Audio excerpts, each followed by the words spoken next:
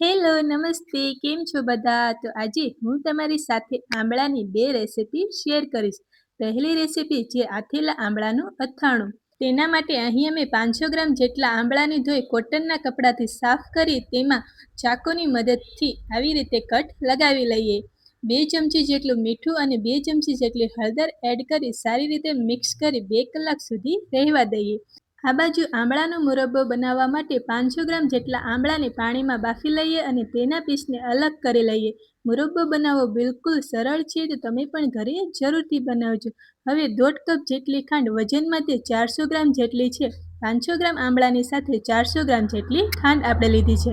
તેમાં એક એલચી અને એક તજનો ટુકડો એડ કરી અડધો કલાક સુધી ધીમી આંચ પર એક તારની સાચણી આવે ત્યાં સુધી રહેવા દેશું.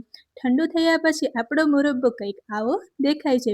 આ બાજુ આપણે આથેલા આંબળાને પણ એક બરણીમાં એડ કરી દઈએ. દિવસ દરમિયાન આને હલાવતા રહીશું. અઠવાડિયા પછી આ આંબળા ખાવા માટે બિલકુલ તૈયાર છે. વિડીયો પસંદ આવ્યો હોય તો લાઈક અને શેર કરજો. કમેન્ટ કરવાનું ભૂલશો નહીં.